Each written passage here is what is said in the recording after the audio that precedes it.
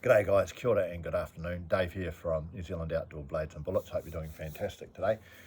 Following up from two videos I've recently produced on knife safety, I'm going to talk about a bit of knife first aid. Now, first of all, the two scenarios I'm looking at here are most likely and most dangerous injuries. The most likely injury is, in my opinion, you've got a relatively small superficial cut on often your non-master hand, on the finger or the hand, and often you'll be working on something, the knife will slip and you'll cut yourself. Not life-threatening, but could be messy, blood everywhere, a little bit painful, and risk of infection if you get dirt in the wound. So some of the gear I might carry is a small adhesive strip, or basically a large band-aid to put on it, and I can tape this up with a bit of tape so that when I'm active in the field still hunting, I don't have to worry about it coming loose. I'll stop the flow of blood, and it makes me feel a bit better, and it'll also stop any dirt getting into the injury. Yep. Now we get on to the most dangerous, and this is where you've got a serious cut, typically to your arm or wrist, or it could be to your leg, or I've heard one person stab himself in the groin, and this is often the result of accidentally cutting towards you on an animal. The knife gets caught on a bit of skin or something, you give it a bit of tension, and next minute you've got a knife in your arm or your leg. Sounds silly, it does happen, and it's happened to me.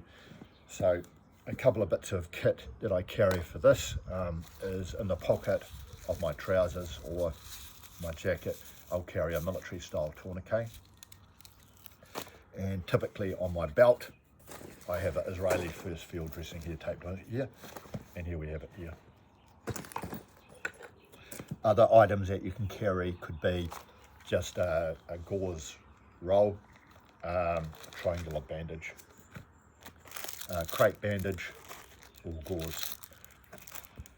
So in this case, we've stabbed ourselves, say, in the wrist. This does happen, guys. You've got a risk of arterial bleeding. If you've got arterial bleeding, you're in serious trouble. You could die within the hour, in fact earlier. So we want to stop the stem of blood, or the flow of blood. So here we go, we've got a tourniquet. So what I'm going to do, if the wound is here, I'm going to apply this tourniquet between the wound and the heart, nice and tight Velcro strip, and it's got this toggle here, and I'm just going to toggle this up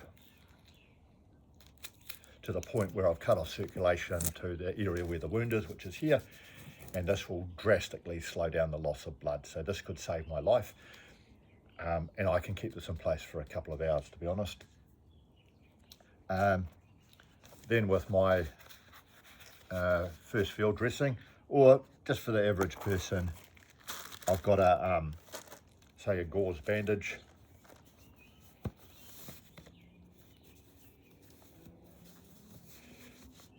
As I can put it over the wound here to help slow down the flow of blood, and maybe with my crepe bandage here, I'll just wrap this around and then tape it up with my tape. And then I'm just going to try to make my way out of the bush as quickly as I can. Another trick that I can do is I can hold this up above my heart as well, which together with the tourniquet is going to help just make it harder for me to lose blood here. So anyway, that's a very, very basic first aid lesson. And trust me, I'm not a medic, but if you got this far, I'd love to hear from you if you've got any thoughts or experience. Cheers.